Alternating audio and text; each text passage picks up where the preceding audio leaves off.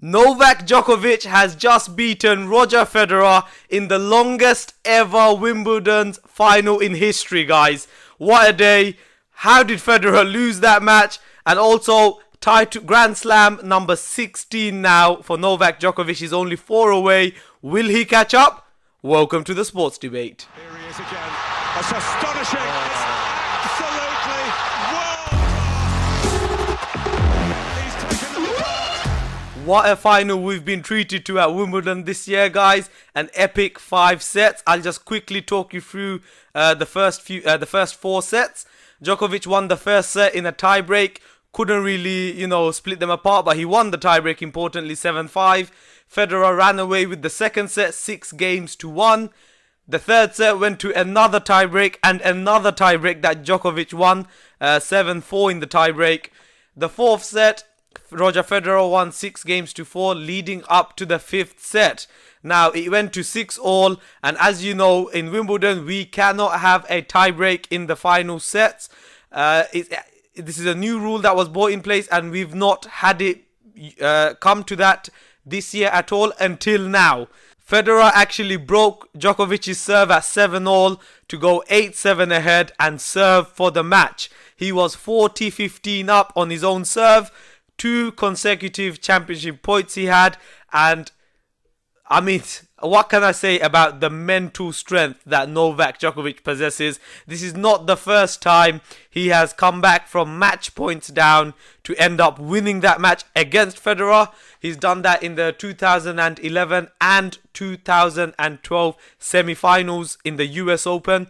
So yeah, he saved both those match points. He broke serve again to make it 8-all. He went with serve all the way up to 12-all, and we were in for our third tiebreak. The funny thing is, this match already had 2 tiebreaks, Djokovic winning both of them and Federer winning the other 2 sets. Could Djokovic make it 3 in a row? Yes, he did. He won the 5th set on a tiebreak, winning 13-12, and wow, the longest final in Wimbledon history, guys. It lasted just shy of 5 hours. It was 4 hours 57 minutes.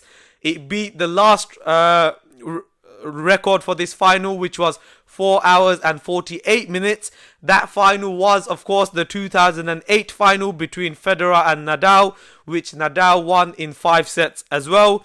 Federer has now been on the receiving end of 2 classic finals, the 2 longest finals in Wimbledon history. And you just think, was this his last great moment? I mean, if you were to read the stats, you would think Federer had won. He had more first serve points won. He hit more winners. He hit more aces. He converted more break points. He won more games. And if you look at the total number of points won by each player, Federer won more points. So how did Djokovic end up winning the match? It's the funny way of tennis.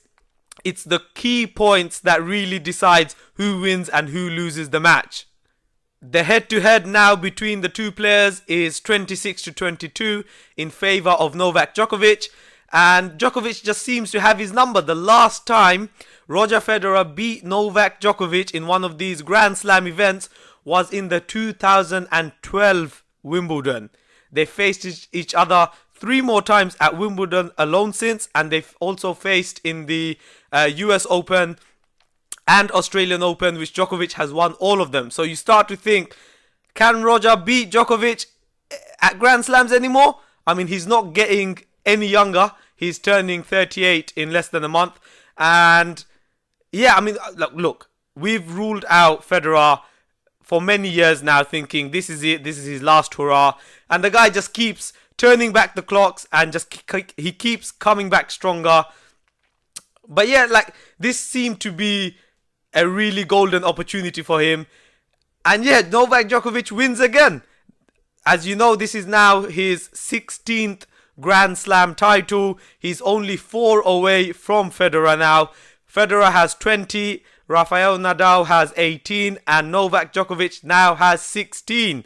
He's only 4 away, so do you think he's going to catch or even maybe overtake Federer in the Grand Slam count? I mean, it looked very unlikely, at the beginning of their careers, but it's a real possibility, guys, because now Djokovic has won the last 4 out of 5 Grand Slam titles. The only one missing was last month's French Open, which he lost in the semi-final. But yeah, like, we've still got the US Open in about a couple of months and the Australian Open at the beginning of next year. You would put Novak Djokovic as the favourite in both those tournaments. And yeah, this race for the most Grand Slam titles is really, really heating up, guys. Novak Djokovic himself has said that it is a priority for him, and he is targeting the target of 20 slams by Roger Federer.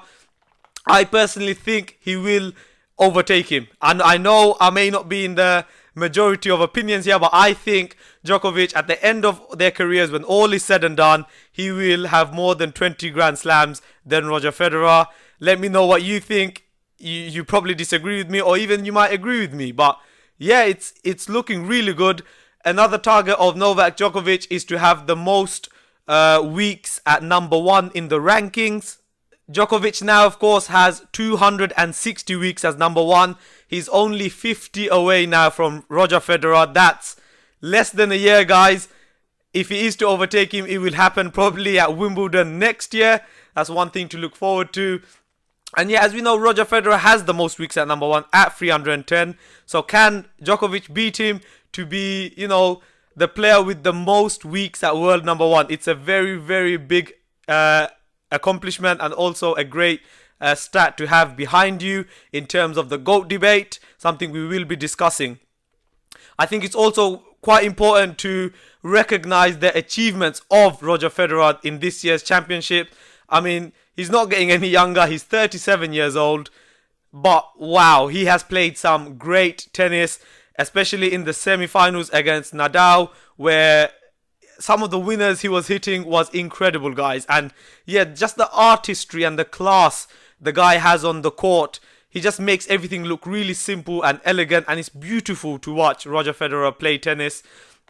Yeah, he won that semi-final against Nadal, and then in the final as well, he played some amazing stuff. Look, this final could have gone either way.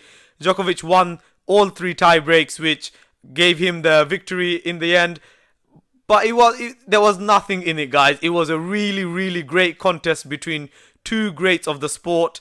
I want to reiterate to you guys again that no matter who you support, Federer, Nadal or Djokovic, we need to appreciate what these guys are doing for tennis. Just look at the history of tennis, guys.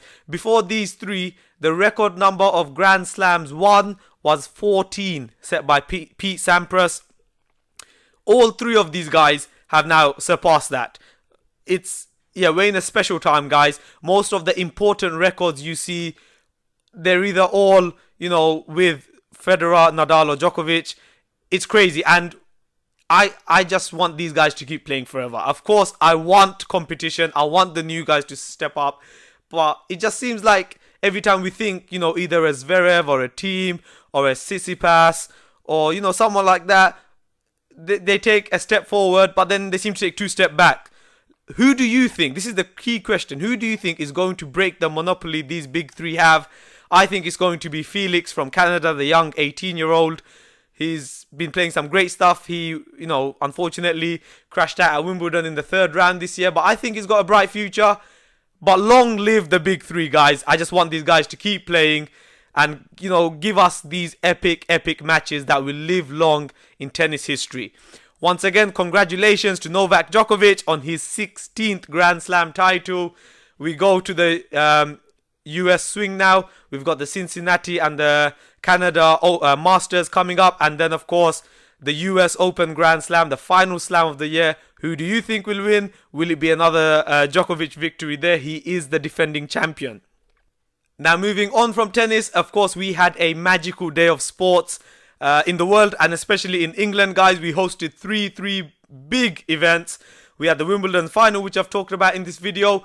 We, of course, also had the Cricket World Cup Final, guys. I've made a video on that already. Please do check it out. I'll put a link in the description below and in the end of this video.